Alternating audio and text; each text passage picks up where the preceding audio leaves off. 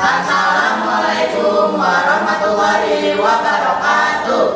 Perkenalkan, kami dari kelompok 4 yang akan membahas dampak kolonialisme dan imperialisme Belanda dalam bidang budaya. Yang beranggotakan saya sendiri, Rizal Fafiana Ramadhani. Saya Hedi Mulagan Abdullah. Saya Sabila Tika Surya.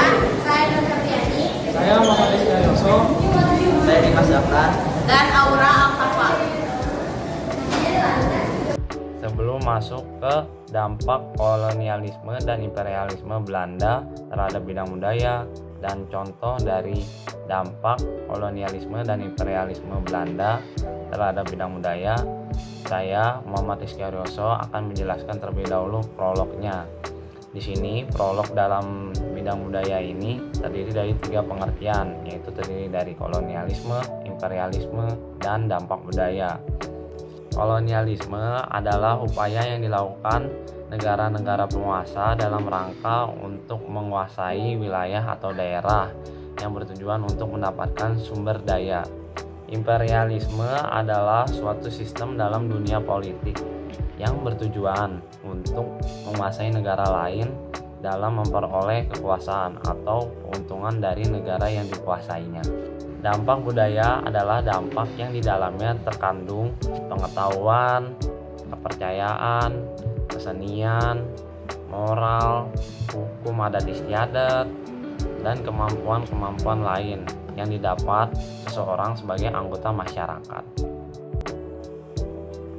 Pengaruh kolonialisme di bidang sosial adalah adanya penderitaan rakyat karena kerja paksa, kelaparan, dan pembagian stratifikasi sosial yang rasis. Sementara di bidang budaya, kolonialisme telah mempengaruhi gaya bahasa, berpakaian, makanan, hingga hilangnya tradisi lokal. Pada masa penjajahan, terutama masa penjajahan Belanda, pemerintahan kolonial sering berkomunikasi dengan bahasa Belanda. Kebiasaan tersebut sedikit banyak mempengaruhi budaya penduduk Indonesia, terutama bidang bahasa. Selain penyebaran agama baru, berikut ini dampak lain kolonialisme dan imperialisme di bidang sosial budaya. Yang pertama, terjadi perubahan pelapisan sosial dalam masyarakat pada masa kolonial. Yang kedua, ada mobilitas sosial dengan adanya gelombang transmigrasi, terutama untuk memenuhi tenaga-tenaga di perkebunan di luar Jawa yang dibuka oleh Belanda. Yang ketiga, muncul kelompok buruh dan kelompok majikan. Hal ini disebabkan berdirinya pabrik dan perusahaan sehingga pekerjaan masyarakat Indonesia menjadi dinamis. Yang keempat, munculnya masyarakat terdidik karena tuntunan memenuhi pegawai pemerintah sehingga menyebabkan didirikannya sekolah-sekolah di berbagai kota. Faktor ini kemudian mendorong lahirnya elit terdidik atau priai cendekiawan di perkotaan. Yang kelima, terbentuknya status sosial di mana yang tertinggi adalah Eropa, lalu Asia, dan Timur, yang terakhir kaum pribumi. Yang keenam, adanya penindasan dan pemerasan secara kejam. Yang ketujuh, daerah Indonesia terisolasi di laut sehingga kehidupan berkembang ke pedalaman. Adapun contoh dari dampak kolonialisme dan imperialisme Belanda mengenai budaya. Contoh yang pertama adalah masuknya bangsa Eropa ke Nusantara membawa pengaruh terhadap perkembangan agama Kristen dan Katolik. Bangsa Eropa melakukan penjelajahan samudera dengan tujuan berbagai. Yang pertama adalah gold, yang artinya mencari kekayaan dengan berdagang. Yang kedua adalah glory, yang artinya mencari kejayaan dengan meluaskan daerah jajahan. Yang ketiga adalah gospel, yang artinya menyebarkan agama Nasrani. Sesuai dengan misi gospel, dalam kapal-kapal bangsa Eropa turut serta pendeta-pendeta agama Kristen dan Katolik. Nah, contoh yang kedua adalah bangsa Portugis dan Spanyol datang dengan membawa misi khusus menyebarkan agama Katolik.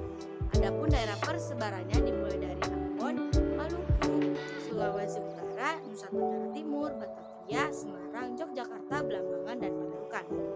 Salah satu tokoh penyebar agama Katolik adalah Franciscus Xaverius. Sementara itu, penyebaran agama Kristen dilakukan oleh bangsa Belanda melalui misi Zending. Salah satu tokoh penyebar agama Kristen adalah Ludwig Ingwer Nommensen. Yang ketiga, kaum misionaris dan Zending bekerja keras untuk menyebarkan agama mereka dengan banyak melakukan kegiatan kemanusiaan seperti mendirikan rumah sakit dan sekolah. Mereka juga aktif menerjemahkan Alkitab ke dalam bahasa Melayu serta mendirikan gereja Protestan dan Katolik di berbagai wilayah. Perkumpulan-perkumpulan keagamaan juga bermunculan seperti Netherlands Zendeling Genootschap atau NZG. Yang keempat, dalam bidang kesenian, salah satu pengaruh yang masih dapat kita lihat adalah seni musik keroncong yang merupakan pengaruh dari musik Portugis. 5. Beberapa bahasa dari bahasa asing diserap dan menjadi bahasa Indonesia, seperti bisnis Portugis dan fanatik Belanda. 6. Dalam bidang arsitektur, terdapat gaya arsitektur Indis, yakni bangunan dengan perpaduan gaya asli Indonesia dan kolonial Belanda. 7.